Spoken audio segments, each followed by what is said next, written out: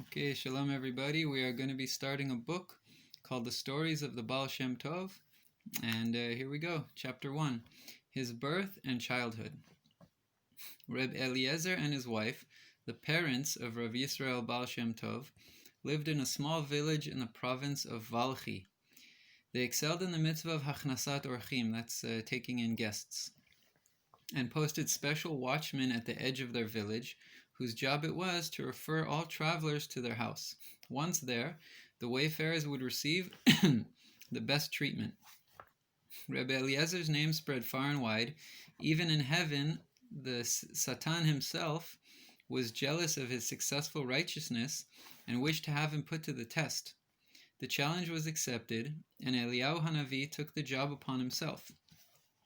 He appeared in the form of a beggar, knapsack on his back, entering the town on the Shabbat. The townspeople were just returning from their prayers and were shocked at the sight of his ragged clothing and dusty shoes. And as if that was not sufficient to upset them, he had the nerve to wish them a good Shabbos. They started ganging up on him to punish him for this flagrant Chilul Shabbat, the violation of the Shabbat. You're not supposed to be traveling on Shabbat, I guess. But Rebbe Eliezer intervened. "He is coming to my house," he said protectively, and quickly took the man by the arm and rushed him home. He offered him Shabbos delicacies and refreshing drink, and when Shabbos was over, he accompanied him to the crossroads beyond the town limits.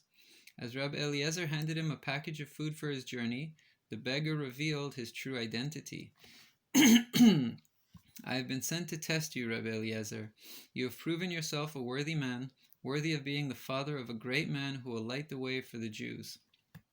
One day, as Rebbe Eliezer was taking a walk in the nearby forest, a band of robbers suddenly attacked and seized him.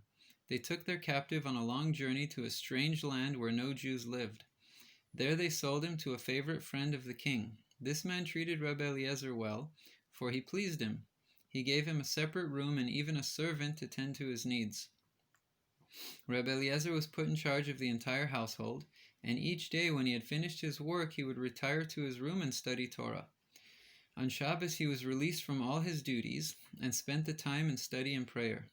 He served his master faithfully and did not even attempt to run away, though the opportunity often presented itself. Heaven had revealed to him that he must yet accomplish important things here and that he was to remain. The master decided to bestow Rebbe Eliezer as a present to the prime minister, where he was freed from all duties. His sole task was to bring water to wash his master's feet when he entered the house, as was the custom in that country. War suddenly broke out, and the king's army suffered defeat in battle. The king blamed this misfortune on the war tactics that the prime minister had advocated and rebuked him angrily. The prime minister returned home in a bad temper and refused the basin of water that Rebbe Eliezer brought to him. Rebbe Eliezer urged him to unburden himself and tell what was bothering him. At first he refused, thinking, what could a mere servant know of such worldly matters? But finally he gave in to his servant's pleadings and told him the whole story.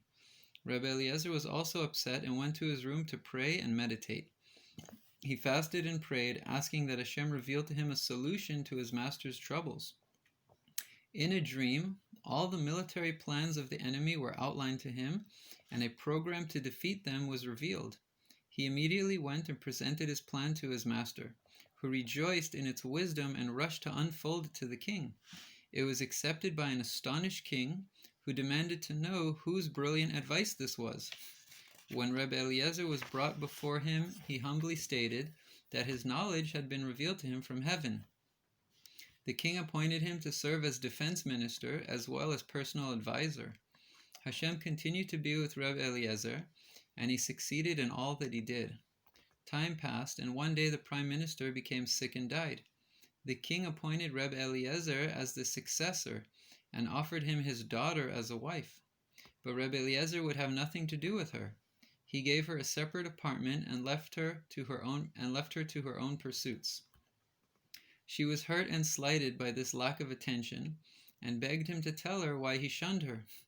At first he refused to tell her that he was really a Jew and would not marry a non-Jew, for he knew that in that country no Jew was permitted to live. If caught, he would be sentenced to death. But as the princess pleaded with him day in and day out to give a reason for his estrangement from her, he finally gave in and told her. When she understood, she willingly agreed to let him return home and even loaded him with precious gifts. Rebbe Eliezer departed happily, eager to be reunited with his true wife and to return to his homeland. In the midst of his voyage, pirates attacked his ship and took away all his wealth. He was left penniless. But this didn't disturb him, for Eliyahu Hanavi appeared to him and promised him that he and his wife would be blessed with a son within the year. The prophecy was fulfilled, and on the 18th day of Elul, in the year 5458, his wife Sarah gave birth to the son whom they named Yisrael. 5458, now we're 5780, so that's 322 years ago. That's when the Baal Shem Tov was born. Yisrael, the Baal Shem Tov. Okay, that was the end of part 1. To be continued.